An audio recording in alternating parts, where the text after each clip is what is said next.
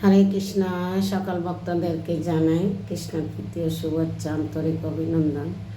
আজকে আমি এই সাইড আইটেম দিয়ে একটা অতি সুস্বাদু মজাদার রেসিপি দেখার চেষ্টা করছি। সবাই কৃপা আশীর্বাদ করবেন।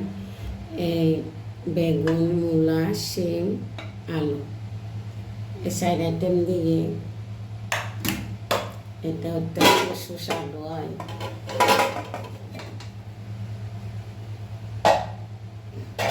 আমি প্রথমে তেল দিচ্ছি।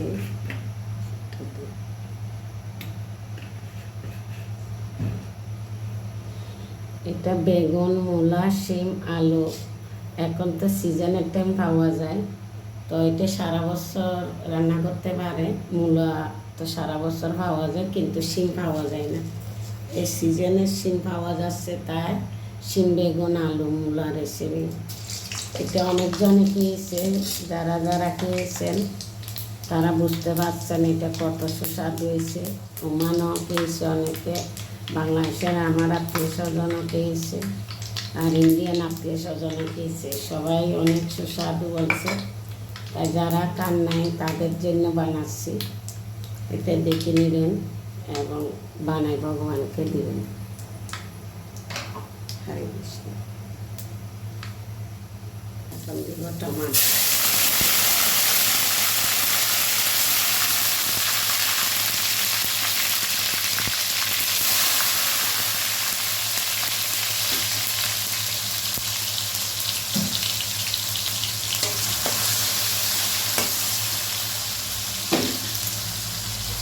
লবণ দিচ্ছি এক মতো।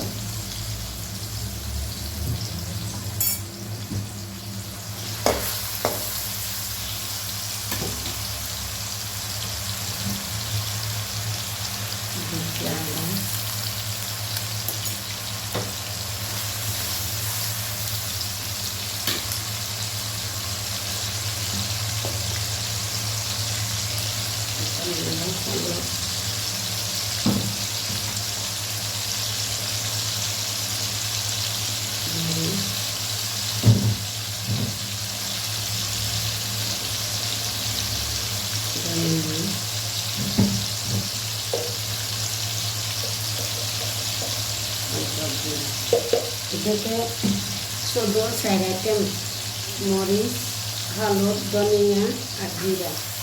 অনেকে বলে আমারটার মতো সুস্বাদু হয় না, এটাতে রান্নাতে অত মিস্টেক করে। আমি অনেকে দেখছি এখানে গরম মশলা দেয়, অনেকে দেখছি তেজপাতা দেয়। এইগুলা দিলে আসল টেস্টটা পাওয়া যাবে না, শিম, বেগুন, মূলার আসল টেস্টটা হবে না। তো এইভাবে 4 রকম মরিচ মশলা দিয়ে বানাবেন, দেখবেন অনেক সুস্বাদু হবে।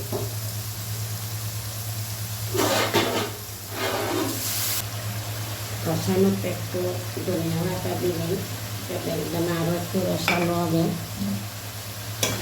এটা প্রথম আমি আইডিয়াটা করছি একদিন বেগুন দিয়ে আলু রান্না করছি, দেখছি অনেক স্বাদ হয়েছে। এরপরে মূলা অ্যাড করছি, আরেক রকম স্বাদ হয়েছে। তারপর শিম যখন আসে শীতের সিজনে শিম দিয়ে বানাইছি, এটা আরেক রকম টেস্ট হয়েছে। এভাবে করে আপনারা আলেক আলেক করে বানাবেন, দেখবেন কত সুস্বাদু হয়। আমি কিন্তু অনুষ্ঠানে আলুগুলো ফ্রাই করে দিই, আজকে আলু ফ্রাই করি নাই, নতুন আলু, তাই মশলাতে কষাচ্ছি।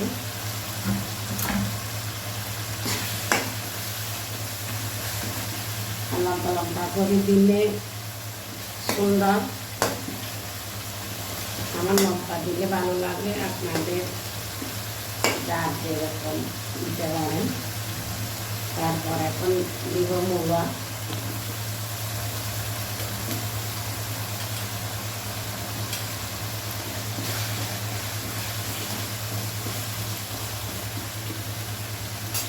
শিম, বেগুন একটু ভরে দিব।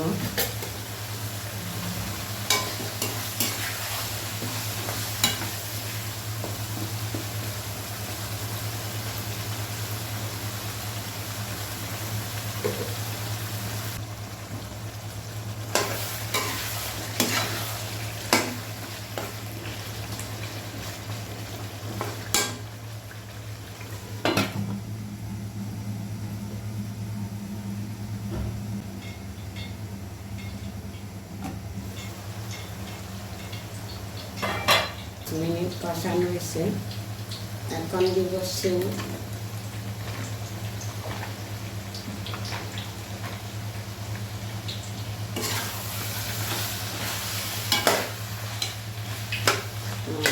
সুন্দর গলে গেছে। মূলা আলু একটু এখন দিব বেগুন।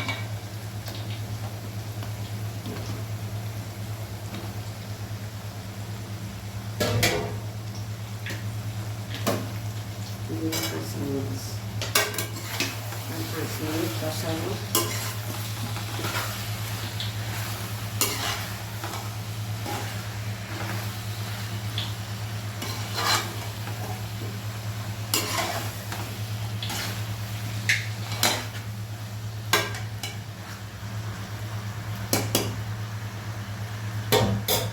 আর 5 মিনিট কষানো। তারপর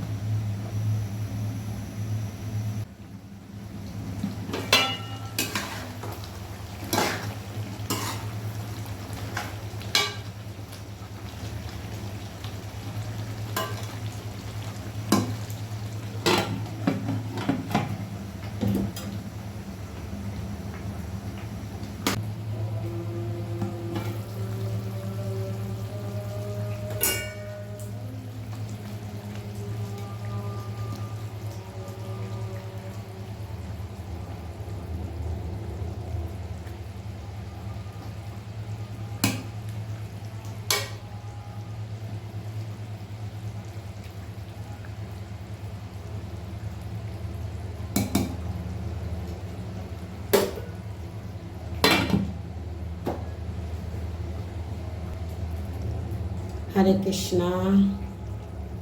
হয়ে গেছে। এখন দিব ধনিয়া পাতা।